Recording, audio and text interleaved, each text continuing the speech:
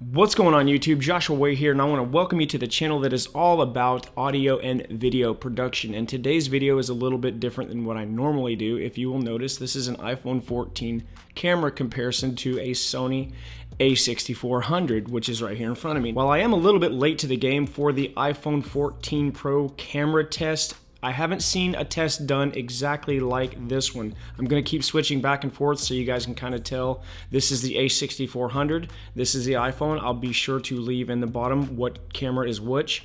I've tried my best to get the settings as close to possible. Apple says that this is a 24mm focal length at f1.8.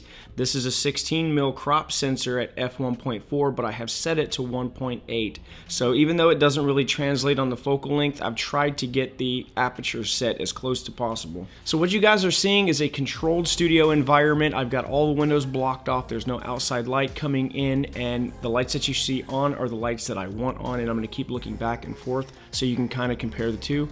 And the only thing that I'm not using stock on either one of these is the microphone. I'm using the Rode Video mic right now because this is a camera test, not an audio test, so I want you guys to have nice audio. Alright guys, so here is the iPhone on the stock camera app, non-cinematic mode, still 4K, still 24p. Apple says this camera is supposed to be 2 times better in low light, so I'm zoomed in right now. You guys tell me if you think it's any better or not. So here we are back on the A6400 to kind of give you a comparison to the stock camera app and the Sony A6400. Here we are back on the iPhone in 24 frames per second, 4K, cinematic mode.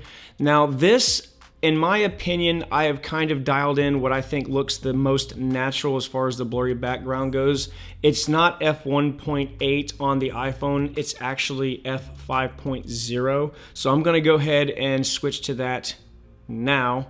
So that way you guys can see that the blurry background is a little more natural. Whenever you stop it down too far, you really get that, like, the edge fringing and stuff like that, and it doesn't really look super natural to me. So here we are back on the A6400, and you can kind of see what this looks like. I really want to switch between this and the iPhone so you can kind of compare the two. Again, this is a $900 body with a $400 lens. If you guys got anything out of this video, continued support is greatly appreciated. So just go ahead and hit that thumbs up, or if you feel like it, hit that subscribe button. And remember, it's called Music Theory, not Music Fact.